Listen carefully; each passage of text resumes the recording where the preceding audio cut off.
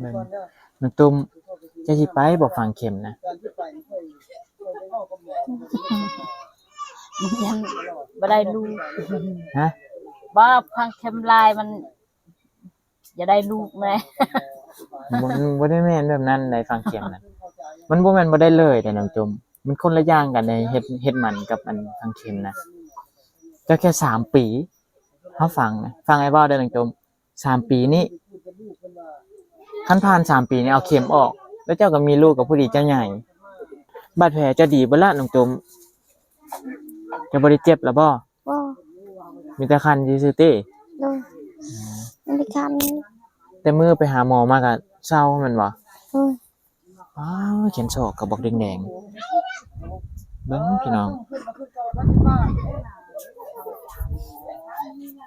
น้องตุ้มเอ้ยแล้วจะเถื่อ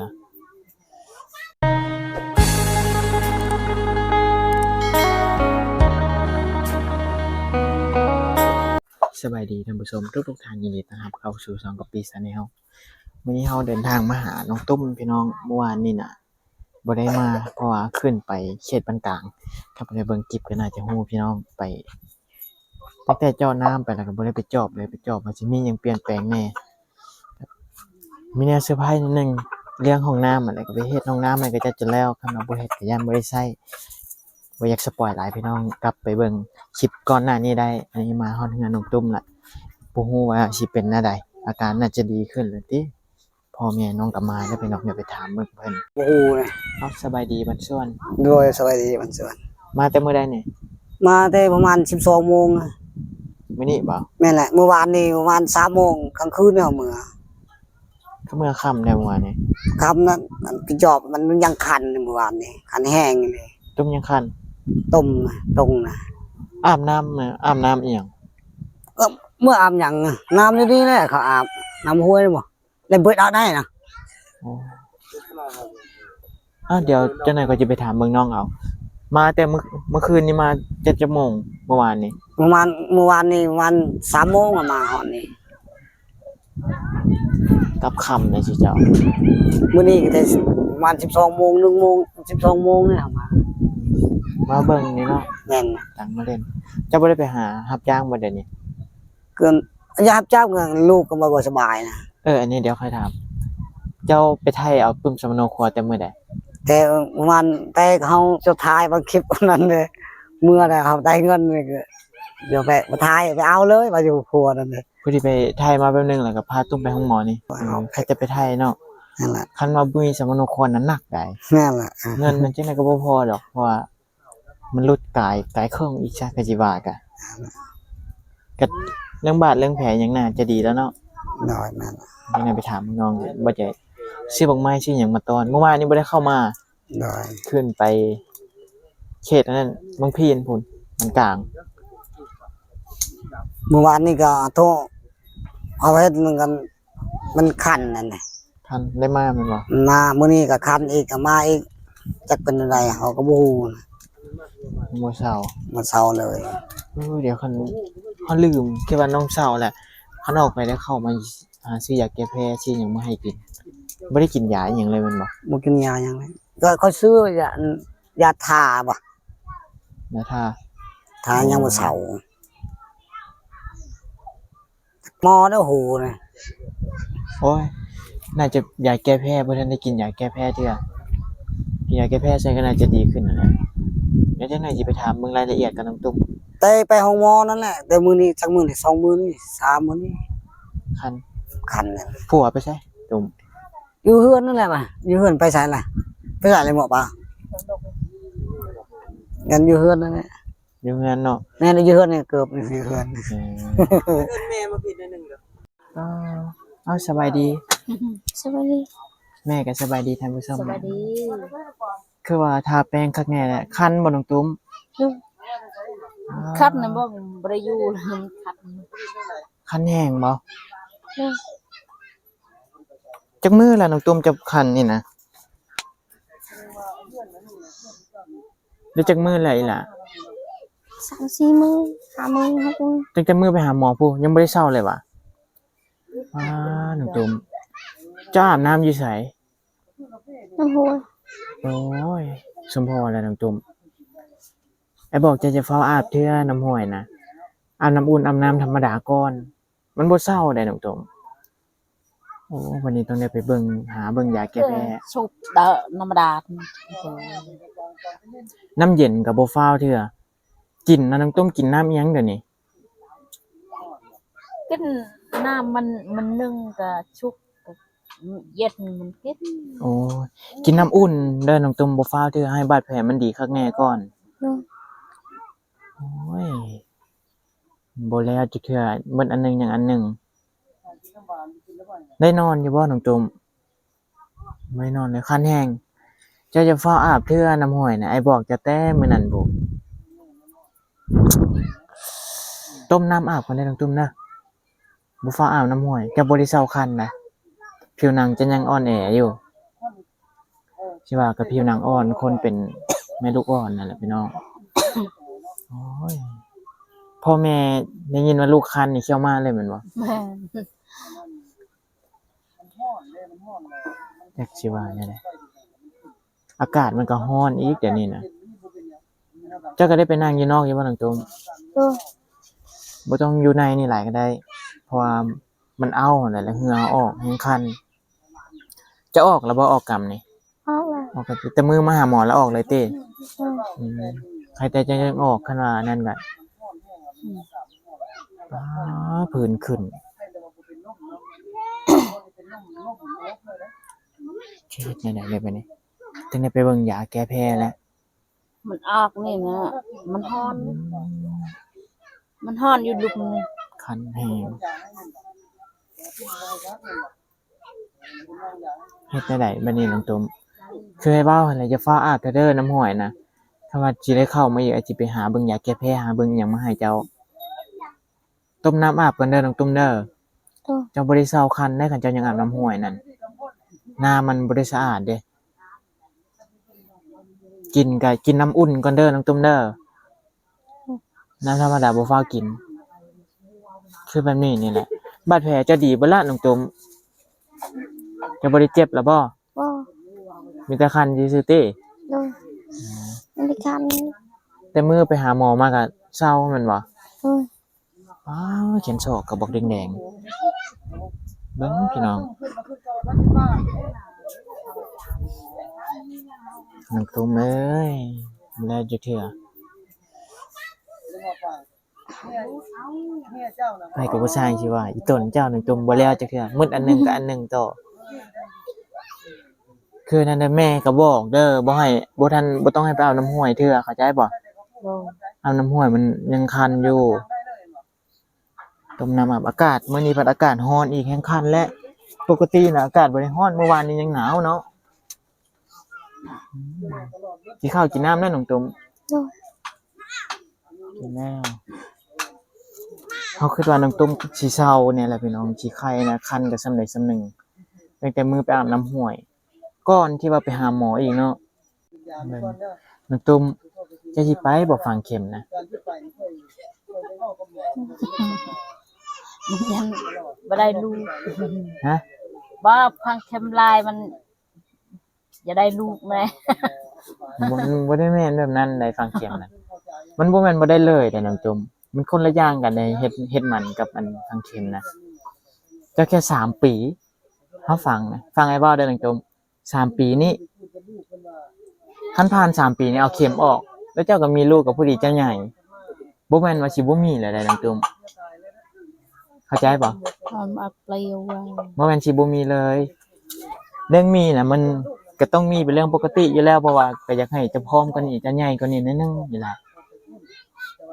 อันนี้จะยังน้อยอยู่หาก็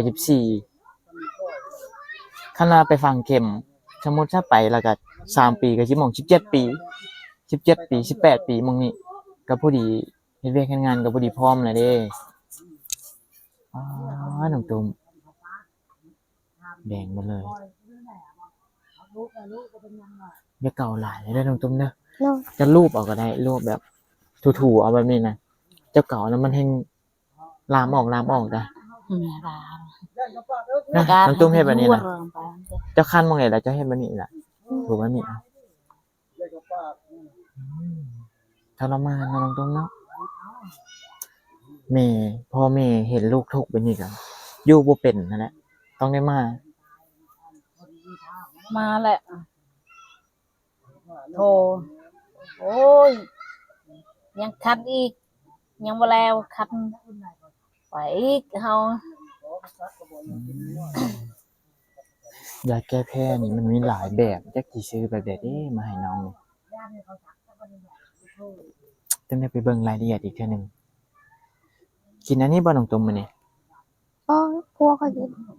ในกินอะกวางมื้อนี้ โดย จะกินอิหยังน้องตุ้ม กินตรงปลา กินลงปลา กินบ่ได้ คาลัม ใช่มะ แม่ เพ็ด เด้อไปกินมะเพ็ดบ่ได้ คาลัมอันไหนอันนั้นก็แนวเผ็ดแนวอันเหม็นแนวขิวก็บ่กินเด้อ อืม คาลัมแป๊บเดียวเจ้าก็ดีแล้วน้องตุ้มเจ้าก็เฮ็ดเวียกได้แล้วแหละ อืม น้องตุ้มน่ะบ่ไปฟังเข็มย้อนว่าย่านบ่ได้ลูกแม่นบ่โอ้ยนังอีหลายมันได้ลูกได้แต่ว่าให้ผู้ที่จะพร้อมกว่านี้น้องตุ้มจะเฮ็ดเวียกเฮ็ดงานได้ผู้ที่จะใหญ่กว่านี้น้อยเดียวหนึงใน3 ปี มันบ่ได้โดดแม่น้องตุ้มอุกอีแหละว่าจังได๋หรือว่าอากวางบ่ให้ฝังบ่ อืม ว่าน้องตุ้ม จักมันคือ โอ้ไอ้เบิ่งคักล่ะ เราบ่ได้ถามมาก่อนถามก่อนก่อน ต้องไปถามในตรงนี้ต้องได้ปรึกษากันแป๊บเดียวก็มีคันมาอันนี้ป้าไว้พอดีบาดแผลอย่างดีเบิดก็มีลูกอีกบ่เกินปีจังบ่ทุกข์บ่ตรงๆจะลองคิดเบิ่งดูจะได้ลูกนี่จะบ่ทุกข์บ่นี่ทุกข์อ่ะเจ้าก็อย่าฟ้าวเอาแหละให้มันสิว่าก็ต้องได้ฟังเข็มก่อนนะเฮ็ดหยังก็ มาบ่มาเด้อคันยาเบิ่งก่อน อืม ta mình nghe là cứ tự tự bài thôi kể từ khơi thay แต่นั่นแหละ wow và đi và quang hai nói เรียกกวางให้เจ้าก็เว้ายังบ่ได้อีกแม่นบ่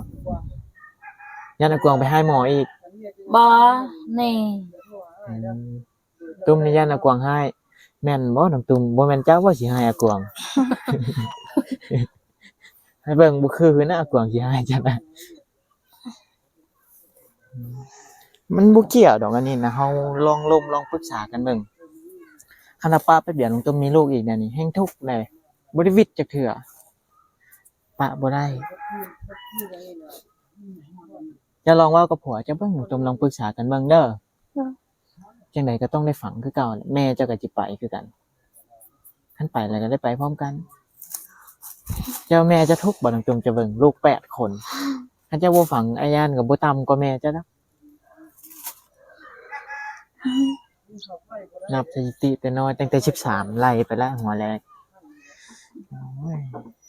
กระตาหยังเจ้าก็คันบ่ ท่าน คันมันเลยฮ้อนแล้วเหงื่อออกหยังกระเต็กจักหน่อยแล้วไปหานั่งอยู่นอกกันเด้อน้องตุ้มเด้อ เนาะ เหงื่อจะออกจะแห้งคันเดินน้องเลยคันมันเลยอากวางก็ได้ไปเฮ็ดเวียกบ่น้องตุ้มแต่อันนี้ เขาเบิ่งก็ให้ เบิ่งเจ้านี้ เนาะ อืมบ่วิดจักเทื่อพี่น้องแล้วอันหนึงกันหนึงจังไดก็ต้องปรึกษาเด้อน้องตุ้มเด้อกับอากวางยังเห็นมันนี่ cái to ba chim cho cái giang to cái băng thẹp nó bác này มัน nó อยาก quang to bạc chứ มันอยากแปลกๆจังไดบ่แหละน้องตุ้มย่านอากวางให้ปกตินี่อากวางเนี่ยต้องย่านน้องตุ้มให้ เจ้าบ่ทันได้เว้าเทื่อลองเว้าเบิ่ง มันแค่3 ปี มันบ่ได้ดนนะน้องตุ้ม3 ปีนะแป๊บเดียวหนึง ผิดกันนั่น ยันผิดกัน อืม อากวางนี่จะได้ลูกแม่นบ่โอ้ยได้ลูกมาคิดว่าก็เอาตัวเองก็ยังบ่ทันกุ้มซำนะเลี้ยงตัวเองก็ยังบ่ทันกุ้มสิเอาลูกให้อีตนเล็กน้อยคันว่าเฮาเลี้ยงก็จะบ่กุ้มคือเจ้าคือกันเนาะแม่น้องตุ้มเนาะเลี้ยงลูกบ่กุ้มอีตนเขาได้ลูกเรา8 คนพุ่นพี่น้อง ใครแต่ยังดีและบาดแผลอิหยังก็บ่ดีได้ๆเนาะเดี๋ยวก็ปีสิทวนให้พี่น้องเบิ่งเราเกิดลูกอยู่เฮือนนั่น คิดว่าก็บ่แม่นเกิดลูกเนาะแท้งลูกเนาะแท้งลูกแล้วพกมันแตกพกเด็กน้อยนะแตกแล้วมันยังค้างอยู่ในท้องน้องแหละหลายมื้อได้จนออกกำเนาะประมาณจักมื้อก็ก่อนไปห้องหมอนะตั้งแต่เกิด6 มื้อ6 มื้อพี่น้องเลือดออกตลอดบัดนี้ที่แท้น่ะแม่นพกยังค้างอยู่ทางในท้องหลายบ่น้องตุ้มเพิ่นเอาออก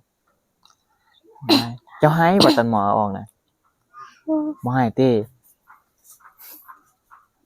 บ่ตอนเกิดน่ะให้เนาะบางคันแฮงไอ้คิดว่าเสียงเจ้าให้บ่แม่นเนาะเสียงคนข้างๆกันให้โอ้ให้นะบ่แม่นให้หยังไงพี่น้องอยากให้ตอนบ่อยากขึ้นเตียงนั่นแหละ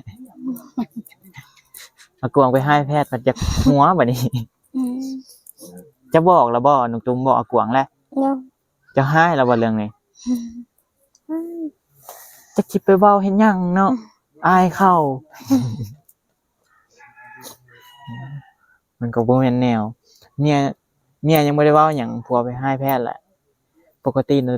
สิเฮ็ดนั่นเฮ็ดนี่มันก็ต้องได้ใส่น้ำเกลือน่ะใช้สโลมนั่นแหละมันจังบ่เมื่อยบ่แม่นนะเอาเมียเฮามากวดคันบ่ได้มาใช้สโลม ถึงว่าให้ฟังว่าเป็นแต่อยากหัวขนาดพี่น้องแต่ว่ามันก็บ่ถูกบ่ควรนั่นแหละเฮาบ่อยากสนับสนุนปานใดคันตัวใดมันบ่ถูกนะต้องได้บอกต้องได้สอนเด้อจักโมงสิมื้อนี่แม่นี่ จะให้เป็นมื้อนะ จักหน่อยเนาะมาแต่จักโมงนี่นะ แต่เช้านี่ เช้าอากาศมันร้อนอีกเนาะจะกินข้าวกินน้ำอยู่นี่ติ บ่ได้กินอยู่เฮือนเฮาเอง เป็นยังไงล่ะ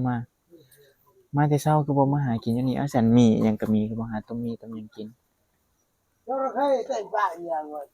ได้กินแล้วติไข่ดิบผัวเจ้า บ่กินมันลาบแล้ว ลาวแล้วเนาะมันต้มหู้ยบ่พอจะกินไข่ดิบแล้วนั่น โอ้ยมันก็บ่แม่นแนวจะไปกินไข่ดิบ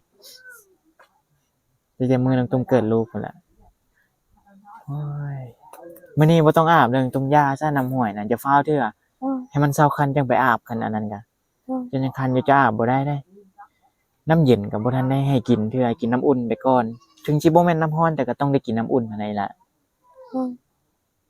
ให้รักษาภายในเฮาให้ดีคักแน่แล้วก็ไปหาเฮ็ดเวียกอย่าว่าเอาเด้อลูกน่ะบ่เอากวางเด้อเขาเว้าหยังหลายบ่ได้ดอกพี่น้องให้ ไปเฮ็ดเวียกเอ้ยไปอนามัย ให้แต่คำแนะนำ เขาจุดให้ปลาอนามัยอีกตักแดดพุ่นแหละ มันเป็นเศร้าๆเป็นง่อยๆนั่นแหละบุจังมื้อละง่อยบัดนี้นะหลายมื้อแล้วเนาะง่อยบ่ได้เข้ามาหาเจ้าโอ้หลายมื้อแล้วนะบ่ได้หลายมื้อหรอกมื้อเดียววานนี้ติดภารกิจอยู่บ้านกะหมู่พี่น้องบ่ได้เข้ามาบางไม้บักตอกก็กินยาเจ้าก็กินอยู่บ่น้องตุ้ม กิน กินเป็นโมงติกินข้าวแล้วก็กินสิเบิดแล้วบ่ยาน่ะ ยัง ยังอยู่กินยาตามที่หมอนั่นบ่ต้องเก่าหลายได้หลายเด้อเก่าแห้งคันเอ้าบัดนี้อยู่ดีมีแฮง เนาะ เดี๋ยวคันว่าได้เข้ามาสิไปเบิ่งยาแก้แพ้มาให้ได้ละอยู่ดีมีแฮงสุขภาพแข็งแรงเอ้าสบายดีน้องตุ้มกับแม่ สบายดี สบายดี มื้อนี้มาอุ่นเนาะบ่ได้มานั่งกินมื้อนี้หลายมื้อแล้วบ่ ลายมือแล้ว ตั้งแต่มื้ออันนั้นพุ่นแหละ ไปแป๊บเดียวอยู่เมื่อนั้นไปตลอดก็ไปจอบเจ้าเดียวกับมีคนเดียวอยู่นี่คนประมาณเลย อากวงบ่นี่เอ้าสบายดีท่านผู้ชมแน่อากวงทรงผมใหม่จนบ่จื้อเว้ยรอก่อนเก่าได้เนาะเป็นจังได๋บ่อีตนเมียบ่เมียคันน่ะได้นอนอยู่บ่จุเจ้าจะได้นอนแต่น้องตุ้มน่ะบ่ได้นอนคันเก่าหมดคืนปานคนละคนเนาะอาบน้ำติบัดนี้น่ะ ยัง อ้าวยังอยู่ เอ้าวันนี้จังได๋เข้ามาสิเบิ่งยาเบิ่งหยังมาให้น้องตุ้มเป็นหลายมื้อแล้วเนาะแต่อีตน ซาน่ะชื่อแต่มื้อนั้นเพิ่นว่าบัดนี้ แม่นคนจะซื้อ อ๋อยังบ่เหมือนเป็นยังหลายบ่นะ อยากกินยังไงเติม ประหยัดกินอยู่ อยากกินทั้งวันนี่บ่มีเลย อืม ยับ หมดแล้วก็ซื้อเอาใหม่ ใช่ไหม เก็บกันพูดทงละเท่าใดสิจะซื้อนี่ จักแหละของเขา ทงน้อยน่ะเท่าใดสิจะซื้อ 10 ทงน้อยทง10 เนื้อจังไรนี่ ทงใหญ่ตัวนี้นี่ประมาณ50 60หม่องนี่แหละบ่เกินนี่ดอกเอามื้อนี้ไปก่อนเด้อเดี๋ยวเข้ามาเบิ่งยามาให้น้องตุ้มอยู่ดีมีแฮงทุกคน โอเคพี่น้องก็ขอให้ทุกท่านอยู่ดีมีแฮงสุขภาพแข็งแรงผิดพลาดประการใดก็เป็นก็ต้องขอโทษขออภัยด้วยนะทีนี้ถูกใจก็ฝากไลค์ฝากแชร์ฝากติดตามให้ก็เป็นนะเด้อพี่น้องน้องตุ้มก็ยังบ่ได้วิตจักเทื่อพี่น้องแล้วอันหนึงก็มาเป็นอันหนึงอีก แต่ว่าบาดแผลอย่างนั้นเป็นปกติแล้วเพราะว่ากินยากินหยังตามที่หมอบอกก็เศร้าตั้งแต่มื้อเฮาไปรับพุ่นแหละพี่น้อง ดีขึ้นก็ดีใจกับน้องนั่นแหละ แต่ว่าดีใจบ่สุดพี่น้องว่าซั่นซะเพราะว่ายังคันอยู่เดะยังคันแฮงแต่คันว่าได้เข้ามาอีกก็สิไปหาเบิ่งยาแก้แพ้หาเบิ่งอีหยังยาแก้แพ้ก็มันมีหลายแบบพี่น้องจักสิชื่อแบบใดมาให้น้องดีเด้อพี่น้องหลักๆจากการคันนี่ก็คืออาบน้ำห้วยนี่แหละเพิ่นยังบ่ทันได้อาบแล้วก็กินน้ำเย็นกินน้ำหยังก็ยังบ่ทันได้กินดอกแล้วก็อีกอย่างหนึ่งก็คือตอนน้องอยู่กับมันสะสมพี่น้องควันไฟหยังนั่นแหละสมควันไฟใส่ เข้าไปได้เบิ่งคลิปกับพี่ก็น่าจะฮู้เขาบอกตลอดเลยนะพี่น้องบอกเกือบทุกคลิปบอกว่าอย่าเอาใส่เด้อฟืนนั่นมันควันแห้งตอนน้องอยู่กับนั่นแหละพี่น้องโอเคเดี๋ยวถ้าติดตามคลิปต่อไปพี่น้องสำหรับคลิปนี้ก็พี่สิขอตัวไปก่อนสบายดี